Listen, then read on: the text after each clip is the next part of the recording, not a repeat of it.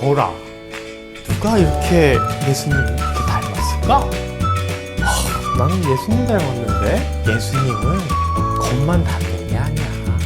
속까지 닮아야지. 속? 겉만 보고 믿지 마세요. 속도 닮아야 해요. 성화. 네, 오늘은 성화 교리에 대해서 배울 건데요. 녹디님, 성화가 뭔가요? 혹시 제가 생각하는 이런 그림인가요? 네, 그것도 성화긴 한데요. 어. 네, 성화는 예수님을 닮는 것입니다. 아, 예수님을 닮아간다. 네, 그게 현실적으로 가능한 일인가요? 제 주변에선 못 봤는데요. 그렇죠. 예수님 닮은 사람 보기가 참 어렵죠. 그렇죠. 주변에서 이 사람 보면 예수님 보는 것 같아. 나 예수님인 줄 알았다니까. 그런 사람은 잘 없습니다. 그러게요. 근데 교회 역사 속에서는 제가 뭐 가끔 본 적이 있는 것 같긴 한데 그래도 많이 없단 말이죠. 그럼 우리는 불가능에 가까운 교리를 배우고 있는 건가요? 그럴 리가요. 성화에 대한 오해 중에 하나가 예수님을 믿으면 그 순간에 사람이 180도 변하는 줄 아는데요. 그런 것은 아닙니다. 성화는 예수님 믿는 순간부터 죽기 전까지 이루어지는 철저한 진행형인 것입니다. 부부를 닮아간다는 의미가 어떤 의미인지 아시나요? 글쎄요. 서로 보고 듣고 많은 시간을 같이 공유하고 이러다 보니 말투도 닮아지고 그러면서 서로를 닮아간다는 거 아닐까요? 맞습니다. 같은 맥락으로 지난 시간 우리가 양자에 대해서 배웠잖아요. 하나님의 자녀가 되었다라고 해서 갑자기 그 순간 하나님을 확 닮아지는 그런 것은 아니라는 것이죠. 시간이 필요합니다. 사람에 따라서 조금 더 빨리 닮아갈 수도 있고 조금 느리게 닮아갈 수도 있습니다. 중요한 건 함께 하다 보면 닮아지게 되어 있다라는 것이죠. 성화는 그렇게 닮아가는 과정을 의미합니다. 아, 그래서 성화를 이루었다라고 하지 않고 이룬다라고 말을 하는 거군요. 그렇죠. 성화에 이른다라는 표현을 쓰는 것이죠. 네. 그럼 성화는 예수님의 어떤 부분을 닮아간다는 것이죠? 그것을 알기 위해서는요, 하나님이 우리를 부르신 목적을 생각해 봐야 합니다. 하나님이 우리를 부르신 목적이 뭔지 아세요? 글쎄, 뭔가요? 바로 거룩함입니다. 하나님께서 내가 거룩하니 너희도 거룩하라 라고 말씀하셨잖아요. 유트는 혹시 지금 거룩하신가요? 그런 것 같습니다. 네. 아니, 그렇게 가고 있는 것 같습니다. 아, 진행형이시군요. 네, 네. 굉장히 지혜로운 대답입니다. 앞에서도 말했지만 너는 예수 믿는데 왜 안 변하냐 이런 얘기를 많이 듣잖아요.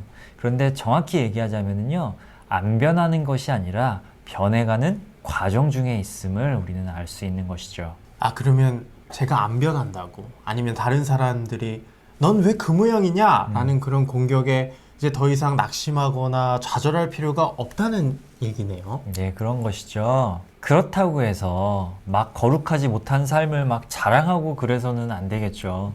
항상 겸손한 마음으로 변화의 과정 중에 있음을 고백하는 것이 우리의 삶에 필요합니다. 그리고 여기서 중요한 것이 성화의 전인적인 것, 그 요소를 우리가 생각해 볼 필요가 있어요. 지정의, 네, 지정의. 머리, 가슴, 실천, 네, 행동. 기억력이 좋으시네요. 아, 네, 많이 배웠습니다. 네. 네. 아, 저번 시간에 저희가 배웠던 것이 기억이 납니다. 기억력이 굉장히 좋으시네요.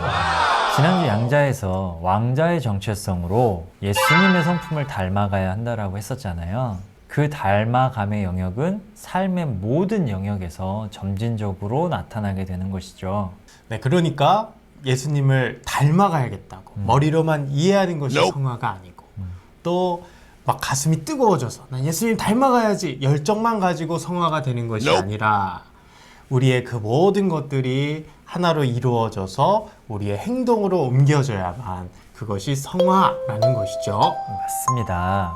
그래서 성화의 롤모델이신 예수님을 닮아가는 것이 정말 어렵게 느껴지곤 합니다. 때로는 그것이 불가능하다라고 생각이 들 정도로 말이죠. 그렇다고 몰라, 배째, 아니 뭐 알아서 뭐 바꿔보시든지 이런 태도를 보이는 건 곤란하겠죠. 절대 포기해서는 안 되는 것이 성화입니다. 성령님이요, 예수님 닮아가도록 반드시 우리를 도우실 거예요. 그것을 믿으면서 우리는 우리의 최선을 다하면 되는 것입니다. 그래서 저는 몸부림이란 단어를 굉장히 좋아해요. 몸부림이요. 네. 분명 성령님의 도우심으로 우리는 성화를 이룰 것이지만 우리 또한 나 몰라 배째 하는 게 아니라 우리 또한 최선을 다해 그 성화에 이르도록 노력을 해야 된다는 그런 몸부림의 의미를 말씀하는 것이죠. 그렇죠. 그게 얼마나 아름다운 몸부림으로 하나님이 보시겠어요. 그렇게 두 손이 마주쳐야 박수 소리가 나듯이 네, 짝. 하나님과 우리도 함께 협력하는 협력의 과정이 굉장히 중요합니다. 그래서 우리가 해야 할, 성화를 위해 해야 할 두 가지가 있는데요. 첫 번째는 죄 죽이기입니다. 죄의 싹을 잘라버리는 것이죠. 어떤 죄의 싹이 있을까요? 글쎄요, 뭐 악한 마음, 탐심, 게으름, 다음에 싫어하는 미움, 뭐 다툼, 뭐 이런 거 아닐까요? 저 수없이 많은 그 네. 죄의 요소들의 싹을 그냥 싹둑 잘라버려야 되는 것이죠. 두 번째로 은혜 살리기입니다. 내 안에 있는 하나님의 은혜가 풍성해지는 선한 습관을 얘기합니다. 어떤 것이 있을까요? 글쎄요, 말씀 읽기, 암송, 뭐 예배, 찬양, 기도, 뭐 이런 것들 아닐까요? 그렇죠. 유투의 일상인 것이죠. 그렇죠. 저의 일상이죠.